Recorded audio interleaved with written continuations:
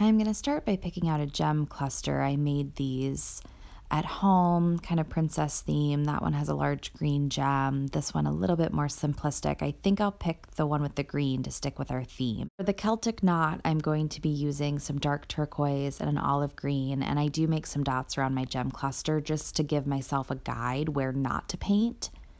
And for the knot, I just start in the middle of my forehead, and I'm really making looped teardrops. And I am just thickening up the bottom of those teardrops a little bit so that I have nice variance between my lines, thick and thin. And then I'm pulling a half circle right through all of those teardrops that I drew out. And now highlighting with the green. And just checking the placement of my gem cluster and what I painted in, make sure that I'm still good with my placement. And I did decide to go back in with the green and add a few more loops to make the knot a little bit more intricate. Now I'm going to start with the floral part of this crown, and I'm using 2 Flora brushes, one large and one small. Now when loading Flora brushes, you want to really work in your base color, which is typically white. It could be other light colors as well, but you really want to get a decent amount of water and really whip it around in the paint until you have a nice creamy consistency. I'm going to triple load this. I'm then going into bronze, and then wiping off the tip and going into orange. I want this overall color and tone to be almost fall-like, more neutrals and soft tones opposed to bright jewel tones, which I typically use. So you can test it out and take a look. I feel like that's a little light. I wish more orange would have shown up, so I'm actually going to go into some pink as well. And that's a little bit more pigmented for me, so more of what I was thinking. You're going to see that I'm starting on the side of the brush, and depending on the amount of pressure you put down, you're going to get varying degrees of petals. So more pressure, you're going to get a slightly fuller petal. When you just barely push on the tip of that brush, you get those light, pretty little sprigs. And when you use the larger flat part of this brush, you get those nice, beautiful, full petals, which I love. This brush has so much variety and so many possibilities. It's one of my all-time favorite must-have brushes.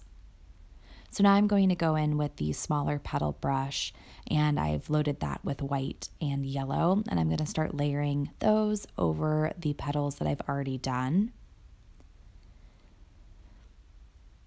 And I'm going to do some on the outside corner of my eyes as well as the inside corners of my eyes. When doing layered flowers, it's all about balancing the texture and the shape and the colors that you're applying. So a lot of times you do kind of go back and forth. Make sure to use the flat part and then the edge, and you're going to get those varying petals. Once you get the hang of it, you can do this kind of design so quickly. It'll become one of your go-to brushes to use, both the small and the large one.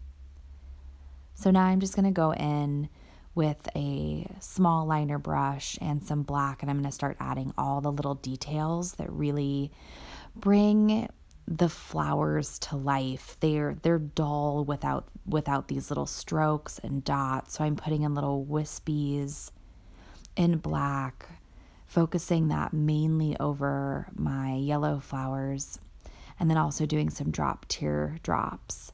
And I decided I want to bring an element of that Celtic knot down to continue the theme and make sure that nothing looks disjointed.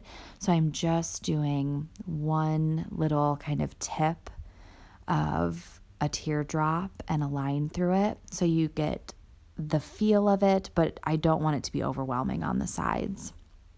I'm going to go in and do some highlighting in white.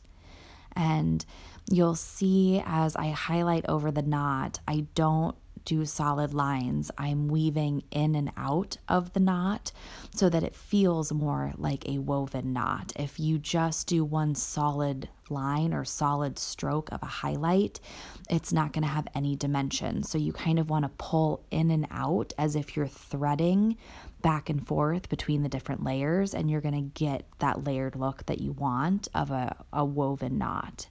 And of course, no face painting design is complete without dots everywhere, right? So I'm going to go in with the white and I'm going to add some detail with some dots. I like to do individual dots, but I also really like to do clusters of dots. So you'll see me do that, especially down at the bottom. And I'm angling those in because I just think it looks aesthetically pleasing. And now it's time to get my gem cluster on. So once I get that put in place, I notice a few holes, which is common even when you make those marks and try to be really, really careful. It's always hard for me to tell anyways, so I added a few more flowers in the center just to fill it in. Now this gem cluster I made for a small kid's head would probably fill all the way up to the forehead, but it did not on mine, so I did add a few dots going up just to create the illusion that it's extending up and that there's no negative space, as well as added some dots at the bottom of my gem cluster to tie it all together. Thanks for watching, and if you guys try this or create a variation of it of your own, I love to see them, so tag me on Instagram, follow me on Facebook, and please share. As always, like and subscribe, and thanks so much for watching.